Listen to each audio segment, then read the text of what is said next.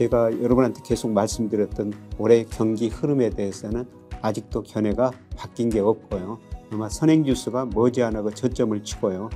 내년부터는 어느 정도 경기가 회복될 것이다. 코스피가 아마 올 상반기에도 2,700을 넘을 수가 있고요. 하반기 들어서는 미국 경제가 아마 침체에 빠지면서 주가가 좀 조정을 거칠 텐데 다시 2,200 이하로 떨어지기는 굉장히 힘들어 보이고요. 올해는 작년의 기억에서 좀 벗어나는 게 좋을 것 같습니다. 안녕하세요. 웅달 책방 구독자 여러분. 서강대 경제대학원 교수 김영익입니다. 2023년 경제는 상당히 어렵습니다. IMF가 세계경제 성장률을 올해 2.9% 정도로 예상했습니다만 과거 평균보다 낮은 성장률이고요. 그리고 우리 정부 올해 1.6% 성장했습니다만 저는 1.2% 정도로 예상하고 있습니다. 제가 그렇게 보는 이유는 GDP를 구성하는 소비, 실질소득 줄어들고 자산가격 떨어졌고 금리가 올랐기 때문에 소비가 많이 늘어날 가능성이 낮고요. 그 다음에 기업들이 미래가 불확실하니까 투자를 별로 안 하고 있습니다. 여기다가 우리 GDP의 약 45% 정도 차지하는 수출이 안 되고 있기 때문에 아마 우리 경제가 작년 4분기에 이어서 올해 1분기에도 마이너스 성장할 가능성이 높고요. 연간 전체적으로도 정부가 예상하는 1.6%보다 낮은 한 1.2% 정도 될 가능성이 높습니다. 그래서 올해는 경기 침체, 뒤에 공포, 아래 공포 이런 데이터들 나오고요. 실제로 언론에서 그런 보도가 나올 텐데요. 제가 말씀드린 것은 금융시장에서는 현재의 경제지표보다는 미래의 경제지표를 보자. 특히 선행지수가 앞으로 경기를 예고해 주기 때문에 선행지수를 보자. 이런 말씀을 계속 드리고 있습니다. 아마 선행지수가 머지않아 저점을 치고요. 내년부터는 어느 정도 경기가 회복될 것이다. 이런 예고를 해줄 겁니다. 그래서 올해는 현재의 경기 상태를 나타내는 지표보다도 미래의 경제를 나타내는 선행지수 등 이런 것들을 관심 있게 쳐다보시는 게 좋을 것 같습니다. 올해 연초에 코스피가 2200 밑으로 약간 떨어졌었어요. 연간 전체로 보면은 그게 저점이었을 것 같습니다. 그리고 과연 얼마나 오를 것인가. 저는 2700이 약간 넘을 거로 코스피 기준으로 그렇게 보고 있습니다. 물론 그보다도 더 오를 수 있고 그보다도 낮을 수가 있는데요. 제가 우리나라 명목 GDP 총 유동성, 그 다음에 일평균 수출 이런 거로 평가해 보면은 코스피가 아마 올 상반기에도 2,700을 넘을 수가 있고요.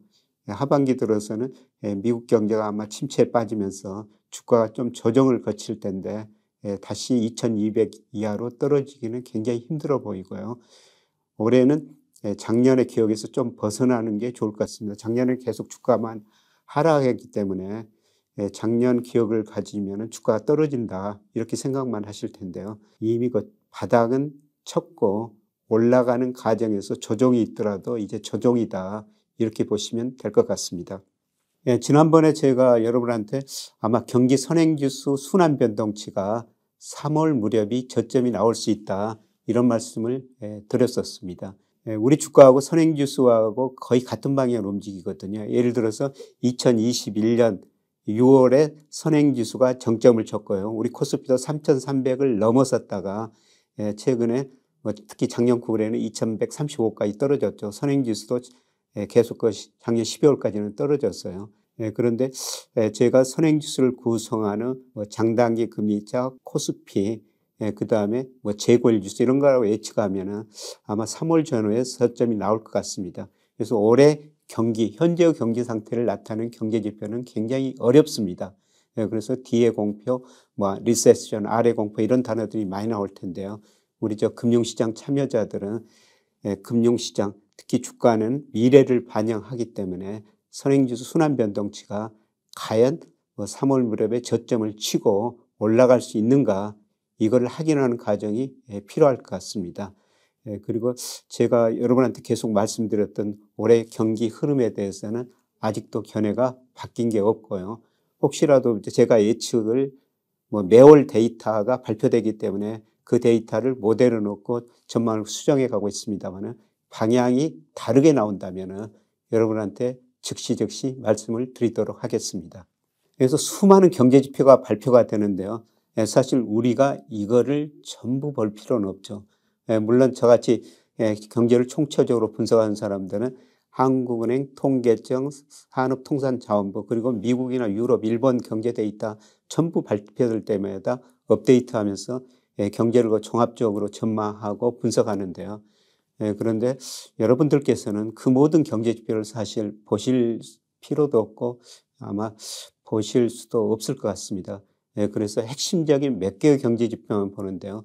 뭐 대표적으로 우리 금융시장하고 가장 관계가 높은 게 장단기 금리 차죠. 그래서 예를 들어서 미국과 세인트루이스 연방은행에 들어가면요. 매주 뭐 매일 그 10년짜리하고 2년 국채 수익률 차이를 그려주거든요. 이걸 가지고 경기를 예측해 볼 수가 있고요. 우리나라에서도 10년하고 1년 국채 수익률 차이가 우리 경제 성장을 3분기 선행하고 그다음에 선행지수 순환 변동치나 그다음에 주가에도 선행하는 경향이 있거든요. 이런 장단기 금리차 보고 그다음에 제가 앞서 그 선행지수가 우리 주가하고 거의 같은 방향으로 움직인다. 그래서 선행지수를 보셔야 된다. 이런 말씀을 드렸습니다. 그리고 우리 주가하고 상관계수가 0.86이나 되는 일평균 수출 금액. 여러분들은 이 세 가지 정도만 핵심적으로 데이터를 보시면 되고요. 그리고 나머지는 뭐 저나 다른 이코노미스트들이 여러 가지 경제 데이터가 발표될 때마다 업데이트해서 말씀해 드리니까 그거를 참고로 하고 여러분들께서는 핵심만 좀 공부하시면 될 것 같습니다. 그런데 제가 그동안 그 전망을 해보다 보면요. 제 전망이 좀 앞서가는 경우가 있어요. 그래서 뭐 주가가 떨어진다고 했는데 실제로 떨어지는 것은 제가 예상한 것보다 조금 뒤늦게 올 수도 있고 또 오른다고 했는데 제가 오르는 시점보다 좀 뒤늦게 오를 수도 있습니다. 그러나 저는 금융시장에서 조금 앞서서 대응하는 것이 좋다고 보고 있습니다. 왜냐하면 그래야지 우리가 미래에 계획을 세우고 대응할 수 있기 때문입니다. 제가 여러 가지 경제 지표를 여러분이 이거 평생 시청하면서 공부할 수 있도록요. USB에다가 강의를 담아서 넣었어요. 그래서 이게 경제의 정석이라는 걸 해가지고 올해 그 캘린더까지 뭐 언제 미국이나 우리나라에서 어떤 경제 지표가 발표되는가 이런 것들을 같이 넣고요. 그다음에 주요 경제 지표에 대해서 기본적인 자료하고 제가 해설 강의를 넣습니다.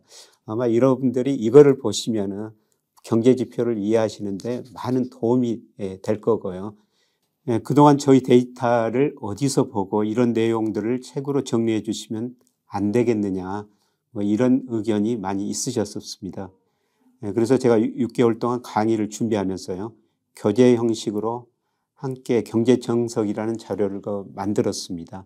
그래서 여기 보면은 각종 경제 지표를 보는 방법 이것뿐만 아니라 이런 경제 지표하고 주가하고 어떻게 연결시켜서 우리가 주가를 전망해야 하고 여기에 따라 가지고 또 여러 자산을 적절하게 배분하는가 이런 것을 한 곳에 모아놨습니다.